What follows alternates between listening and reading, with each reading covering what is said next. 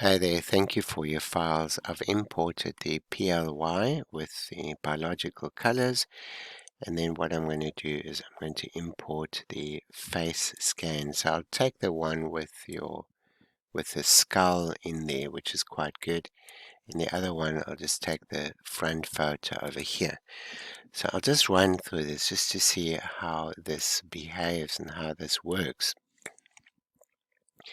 So in the Facebow module, we've got the first thing we do is we name the models, upper, and we name the lower model. And then what we're going to do, okay, so this is just set that back. Let's just keep the biological colors there. So the next thing we're going to do is we're going to select that and we're going to place measure landmarks. Okay, so here what we've got is I'm going to measure, say, from here to there. This is important because we want the photo to be exactly the same dimension. Okay, then we're going to name the photo. So this is the front photo and this is our side photo, and we're going to place the front photo. Next thing what we want to do is we want to punch in the 29.15, and then we're going to accept this, and then we're going to take this down and we're going to, this is a tool that helps us to scale the photograph. So I'm going to place them on the distals as well, something like that, and I'm looking at the incisors, perhaps something like that. Maybe we can still rotate the photo later. So okay, from here we're going to correct the front photo, which then expands it to the correct dimension. Then what I'm going to do, and I've mentioned that before, I'm going to just add a mask, and this gives us the opportunity to now. This is where we've used the pupils, but I do acknowledge sometimes the socket is not exactly in the correct position. So here we've got these things we can move the photo to the side, and if the pupils will just, and also with the pupils, sometimes people have very dark eyes, so you don't actually see where the pupils are.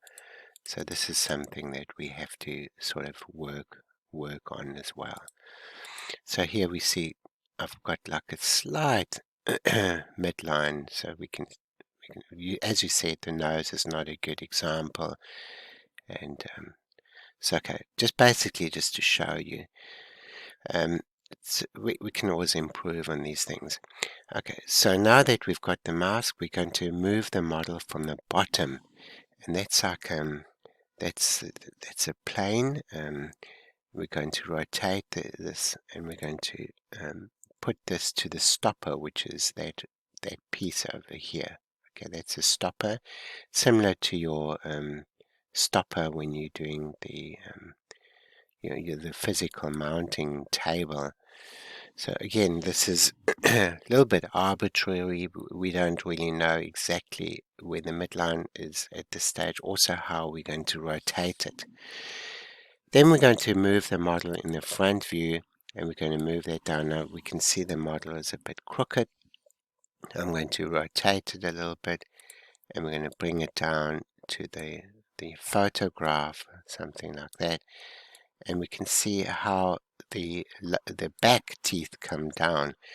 So I'm going to go RX on the x-axis and change that. So we're flicking it down, and we're going to move this up a little bit, something to that effect.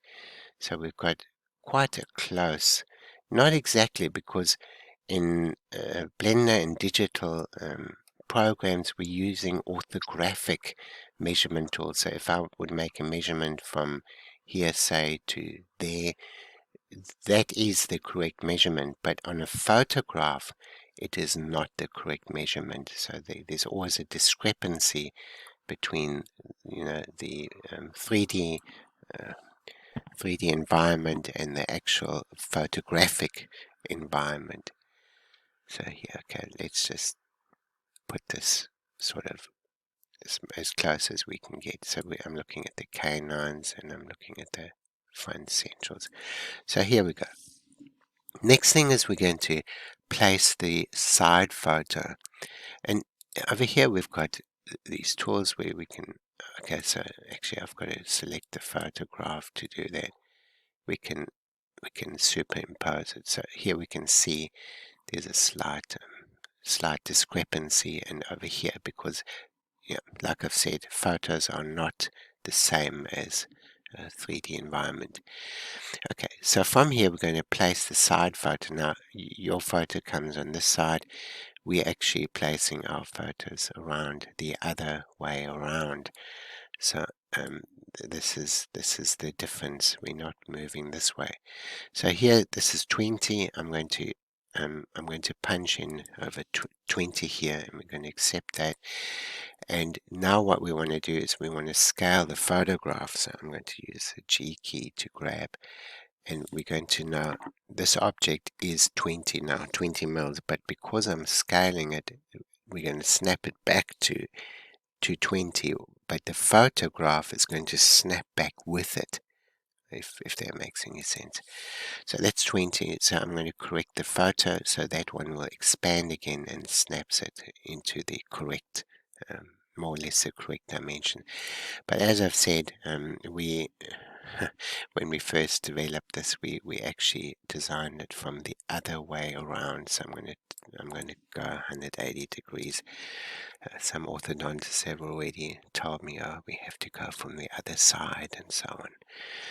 So here what I'm going to do is I'm going to place it, and we can see where your eye is.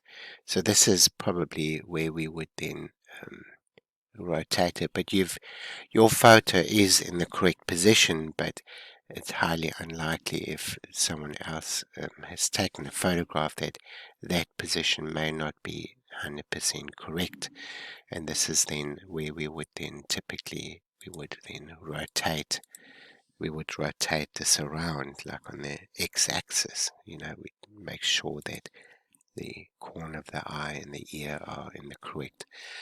However, in saying that, once this is corrected, the rotations are corrected, we're going to move this upwards, and we're going to move this. I'm going to move this over to put the point over here to similar to your mounting table as well, because that's like a stopping point, right? Okay, so from here what we'll do is we're going to move the model from the side. So we've done all the movements in front. We're going to move the model to the side. And here we can see we are already quite close. I'm going to just move this down a little bit, so sort of to this location over here. So let's just make this a little bit see-through, just to have a look and see what we have. Okay, so yeah. So this is basically the articulator Facebow in action. I think we can talk about it and make a few suggestions or improvements based on what we have here. Let's just have a look at this in the front view again. Here we go. This is the front view. And then it was never really developed for a smile design itself.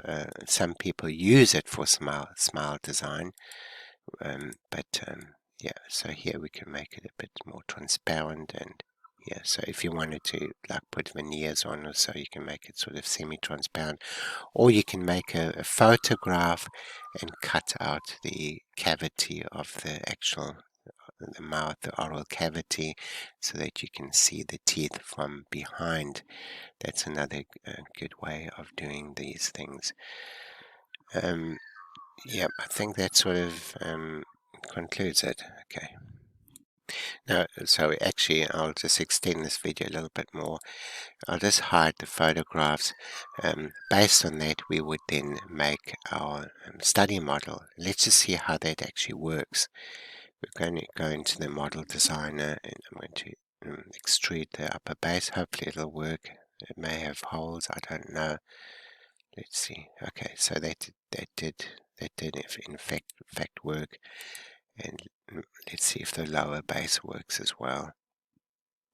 Okay, so that seemed to have worked as well. I'm going to go to the study models.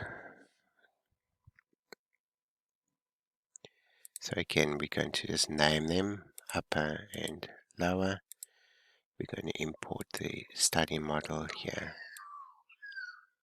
like that. I'm going to shift this up a little bit because of the back molar. We want to include that in our study model. Okay, so we're going to make an upper base, and we're going to make a lower base. And I guess hopefully this is what you were thinking. I hope. Yeah, maybe we can schedule another meeting and take it from there.